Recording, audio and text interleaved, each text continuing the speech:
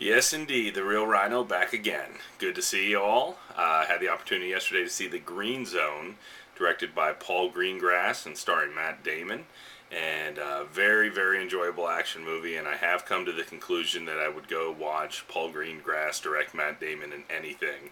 Of course, they previously hooked up on a few of the Bourn movies, and rumors that Bourn 4, I think was going to be called the Bourn Legacy, was going to be coming out in a few years, and they were going to get together on that. And Matt Damon essentially said that he would do Bourne movies as long as Paul Greengrass was directing. Well, I guess creative differences had Paul Greengrass drop from the project, and Matt Damon said, I'm good for now. We'll see what happens in a few years. So it looks as though Bourne 4 is on hold. But as for this film goes, The Green Zone, Matt Damon plays Roy Miller, an officer in the Army who is searching and trying to find these weapons of mass destruction in Iraq. This centers around the 2003 invasion of Iraq, and Miller becomes increasingly more frustrated as time goes on, as they get sent to these sites that are supposedly vetted, that are supposedly guaranteed to have weapons of mass destruction, and he gets there and nothing. So this kind of thrusts him into the midst of this problem. The main villain in this movie is played by Kinnear, and he's a government officer, a high-ranking White House official who claims that the existence of weapons of mass destruction in Iraq are legitimate, that they are in fact there, and it all centers around this source they call Magellan, who supposedly was a Iraqi official that said, hey, here's where they are, this place, this place, this place. They get to all those places and nothing. Many folks, or many of the critics, called this movie anti-American because the main villain is in fact a government official. Many accusations against Paul Greengrass for his portrayal of the government, and this is kind of seen as a very political piece. What I say to you is go and watch it for its facets of action movie, and don't go into it thinking, oh, it's a political thriller. Just go in and enjoy Matt Damon flying around Baghdad, scooting around Iraq, and getting into trouble, because that's really what makes it enjoyable. It's not about the politics, although I understand why many people are seeing it that way.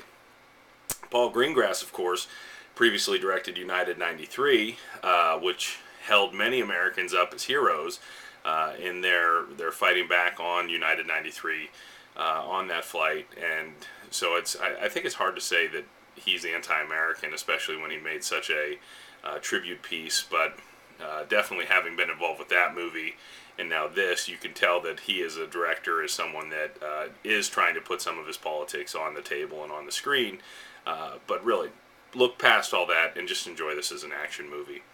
I definitely have probably now made it to the government watch list.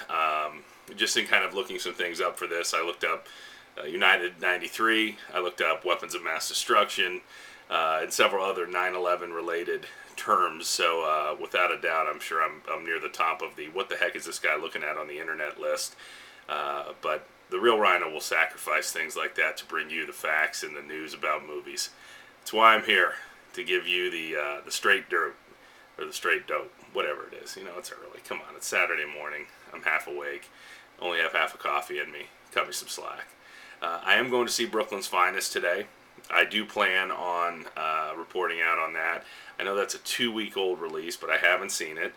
And then tomorrow, if I'm lucky, I'm going to get out to see Repo Men.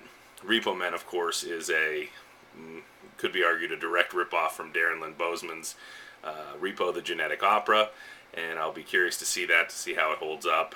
And I don't think that there's any direct tie, or that they've given credit to Darren Lynn Bousman's feature, which was, of course, based on a stage musical from LA, I believe.